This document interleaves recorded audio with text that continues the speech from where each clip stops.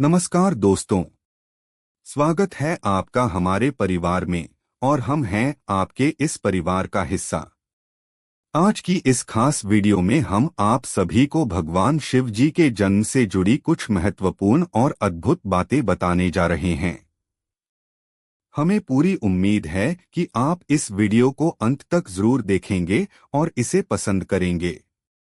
साथ ही एक लाइक और एक सब्सक्राइब करके हमारे आत्मविश्वास को बढ़ाने में हमारा साथ देंगे। तो आइए शुरू करते हैं भगवान शिव जी के जन्म की इस अद्भुत कथा को। शिव जी के जन्म की पौराणिक कथा हिंदू धर्म में अत्यंत महत्वपूर्ण है। उनके जन्म की कथा से जुड़ी कई मान्यताएं हैं, लेकिन शिव पुराण में इसका विस्तार से वर्णन मिलता है। शिव जी को महादेव कहा जाता है, जिसका अर्थ है देवताओं के देवता। उनका जन्म किसी सामान्य ईश्वर की तरह नहीं माना गया है, बल्कि शिव को अनादि और अनंत माना जाता है। उनके जन्म की कोई विशेष तारीख या समय नहीं बताया गया है, क्योंकि वे काल और समय से परे हैं।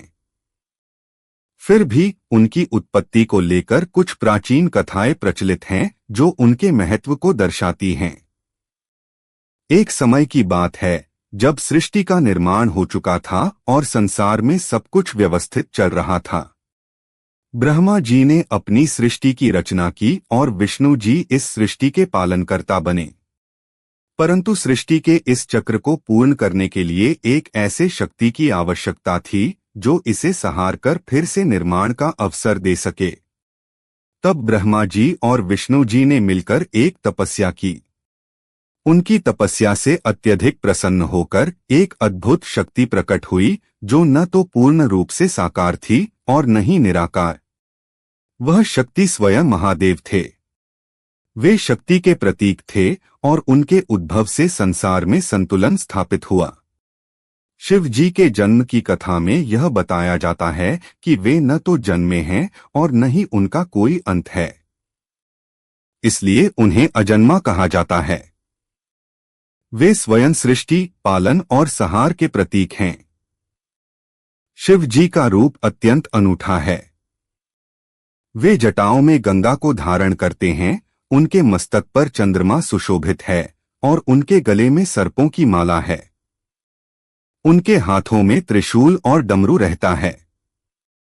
शिव जी का नटराज रूप उनकी तांडव नृत्य से जुड़ा हुआ है, जिससे सृष्टि का संहार और पुनर्निर्माण होता है। अब एक और पौराणिक कथा में यह बताया गया है कि शिव जी का जन्म ब्रह्मा और विष्णु जी के बीच हुई एक बड़ी घटना से जुड़ा है।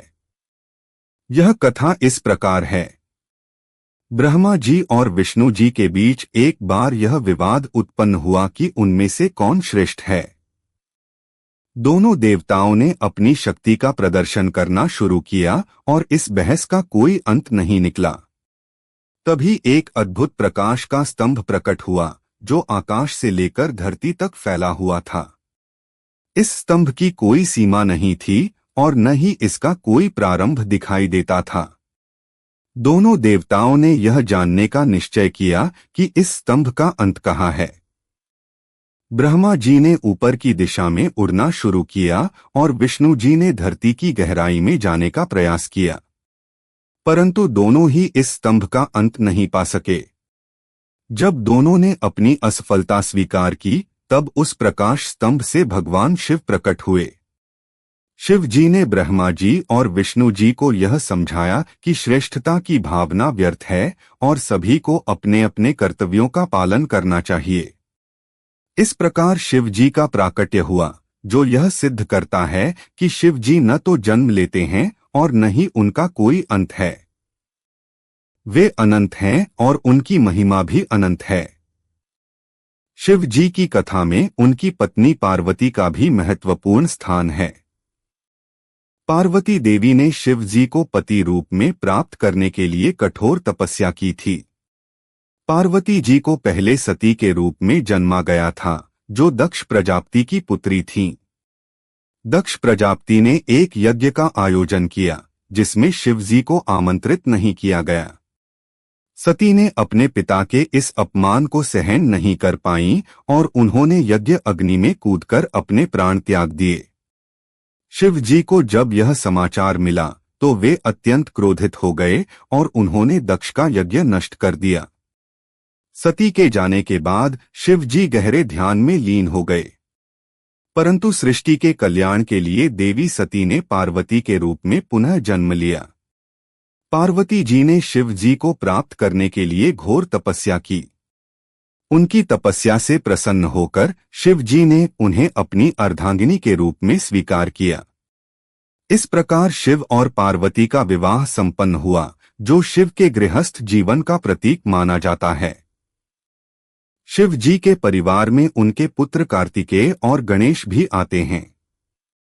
गणेश जी को विशेष रूप से प्रथम पूजनीय देवता के रूप में जाना जाता है। गणेश जी का जन्म भी शिव जी और पार्वती जी की एक अन्य अद्भुत कथा से जुड़ा है। एक बार जब पार्वती जी स्नान कर रही थीं, तब उन्होंने अपने शरीर के उपटन से एक बालक का निर्माण किया और उसे अपने द्वार की रक्षा करने के लिए नियुक्त किया। जब शिव जी वहां आए तो उस बालक ने उन्हें अंदर जाने से रोक दिया। शिव जी क्रोधित हुए और उन्होंने उस बालक का सिर काट दिया। पार्वती जी ने जब यह देखा तो वे अत्यंत दुखी हुईं। शिव जी ने तब गण का सिर लाकर उस बालक के शरीर पर लगा दिया और वह गणेश के रूप में पुनः जीवित हो उठा।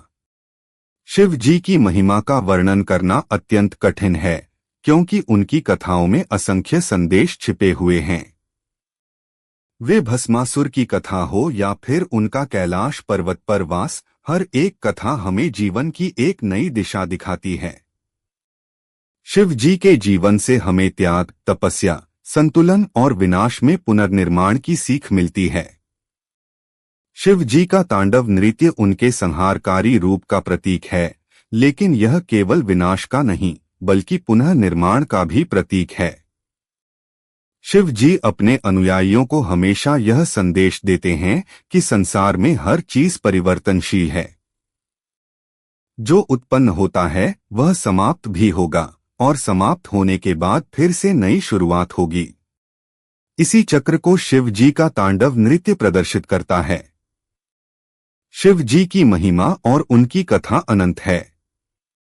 वे आदियोगी, ध्यान के भगवान और सबसे सरल स्वभाव वाले देवता माने जाते हैं। उनका यह स्वरूप हमें यह बताता है कि जीवन में हमें सदैव धैर्य और संतुलन बनाए रखना चाहिए।